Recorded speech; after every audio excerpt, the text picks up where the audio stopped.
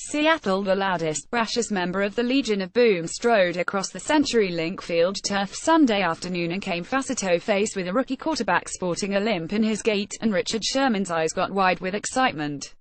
Here was Deshaun Watson, whose steely play had helped steady the Houston Texans after a long, surreal weekend's worth of strife and soul-searching, and this was Sherman's chance to dare a message.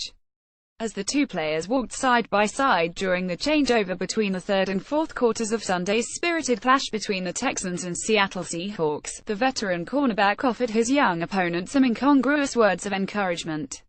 He was limping because he had hurt his ankle, but you could see the poise and the fight in the kid, Sherman recalled more than an hour after clinching the Seahawks' 4,138 victory with his second interception of the game.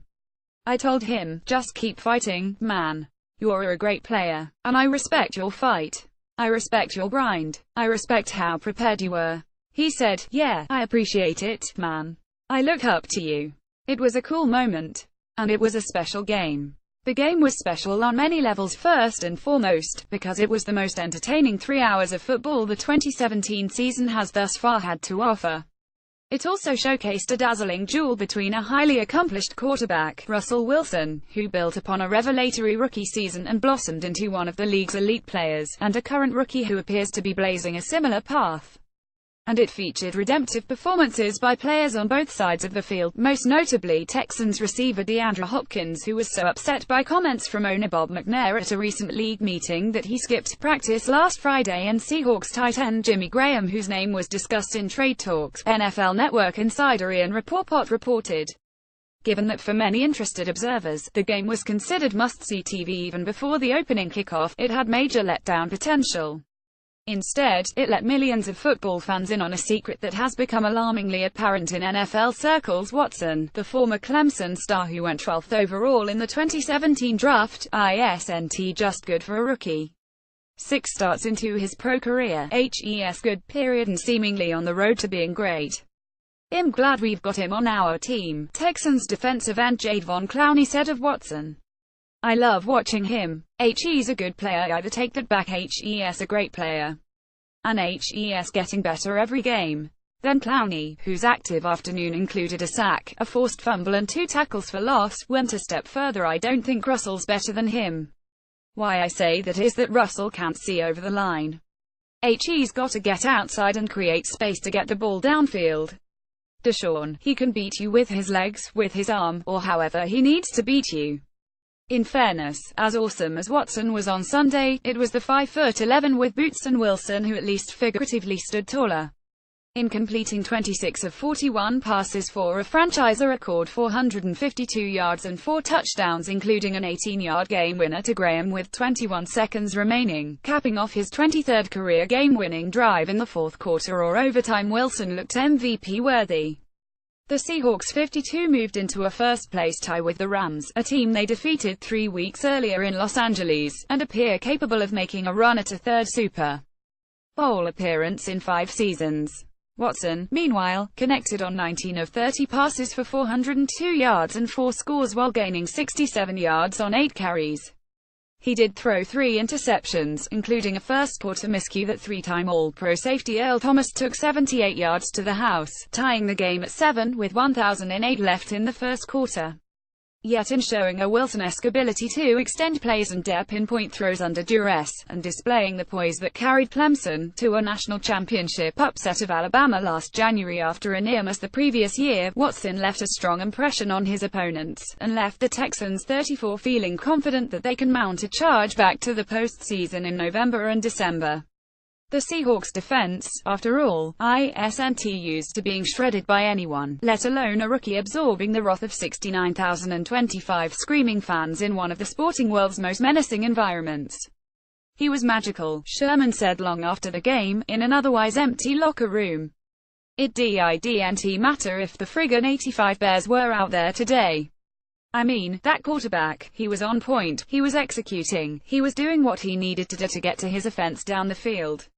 In other words, he looked suspiciously like Wilson 2.0. I guess we got a taste of how it would feel to play against that guy, Sherman continued, laughing. Not so fun. Yeah, I see that, Sherman said. They were dueling, man. Watson made plays down the stretch, but so did Russell. Russell matched his every play with an equal or greater play, and that's what you appreciate. He just does what he does. And Russell's not ready to give those rings away quite yet. At times on Sunday, it seemed as though Watson was hell-bent on seizing them. He and his teammates were clearly a galvanized bunch, having been jolted Friday by the ESPN report, quoting McNair, at a league meeting addressing the controversy over continued anthem protests by players across the NFL, as having told fellow owners and league executives, "We can't have the inmates running the prison." Later that day, veteran left tackle Dwayne Brown, who had recently returned from a 7-week contract holdout, told reporters the Texans had considered walking out in response. Two players, Hopkins and rookie running back Donta Foreman, ended up going home and missing practice. Texans coach Bill O'Brien referred to Hopkins' absence as a personal day. On Sunday, a Texans source said Hopkins would not be fined because the receiver's absence had been excused by O'Brien. McNair twice issued statements of apology, the second time insisting that he was referring to NFL executives rather than the protesting players when he used the expression. He also apologized in a meeting with Texans players that Brown, following Sunday's game, told reporters had gone not too well from his perspective. McNair did not attend Sunday's game. A team source said that even before the controversy, the owner had not planned to come to Seattle. O'Brien, meanwhile, told his players during an emotional Saturday night meeting that he was behind them 100%. His overarching message, according to a source who was in the meeting: play for each other.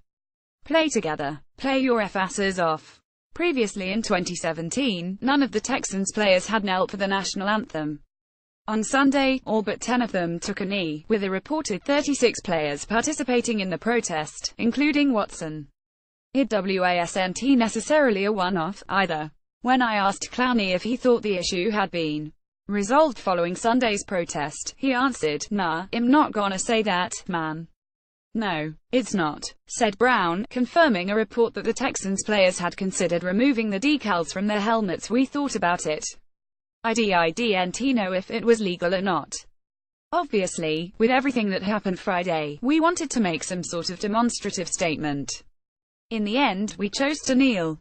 And once that was over, we locked in. And the key to it all was Watson, from the 59-yard touchdown pass he did to Will Fuller on the game's first drive to the short screen that Hopkins' 8 catches, 224 yards turned into a 72-yard go-ahead score with 449 left in the game. I'm not that surprised," Hopkins said of Watson's emergence. "I saw him make some throws this offseason that I haven't seen a quarterback make in a long time, especially not on my team. There are times when I'm like, this guy can't be a rookie. The sky's the limit with this guy," said Brown. "HES special. I just had to sit back and just laugh a couple of times at some of the plays he made. Just his poise. This is as hostile an environment as there is. When he makes a mistake, he moves on. In other words, HES emulating Wilson, whose one major miscue an errant throw that Texans cornerback Marcus Williams picked off at his own 6-yard line with 249 remaining and the Seahawks trailing 3,834 was erased by the 4-play, 80-yard drive that the quarterback engineered on the Seahawks' next possession. To say that Wilson carried the Seahawks' offense was a bit of an understatement. Put it this way, the quarterback ran 4 times for 30 yards, Seattle's running backs carried 16 times for 5 yards, and receiver Tyler Lockett lost 2 yards on a fly sweep. Good times. Wilson spread the ball to 8 different receivers, including one his starting tight end who really needed the targets. Both of Wilson's fourth-quarter touchdown passes went to Graham, whose slump-busting performance came in the wake of Coach Pete Carroll's pre-game denial that the tight end was on the trading block. Brown, for one, bought the Watson-Wilson comparison. Yep, absolutely, same winner's mentality. They find a way to make plays. To see him do this as a rookie, it's crazy. It was a fun game to be part of. After it ended, Wilson and Watson had a brief, mutually supportive conversation on the field, and each man praised the other in his post-game press conference. Watson: I'm a big supporter of Wilson and I love his game and just the person he is. He's a mobile quarterback that makes good decisions. Very good on the runs, makes smart decisions, and he's a leader. He's passionate about winning and he's going to compete. Wilson: I think Watson is a phenomenal football player. You can't get much better than how he is playing right now. I think he showed a lot of grit, a lot of toughness, a lot of great plays. He's been a special player for a long time. I love watching great guys play. A similar sentiment compelled Sherman, who has forged a reputation as a prickly antagonist on Sundays, to go against Tripe and show some love to Watson as they switched sides following the completion of the third quarter. "It was a cool conversation," Sherman recalled. "He was great on film, and much better in person. Our guys were pressuring him, and they were hitting him, and he was not relenting. He was not relenting. That's what you gotta respect about him. He was fighting, no matter what. And even though Wilson won this round, it's abundantly clear that Watson will be back to fight another day." Follow Michael Silva on Twitter at Mike Silva.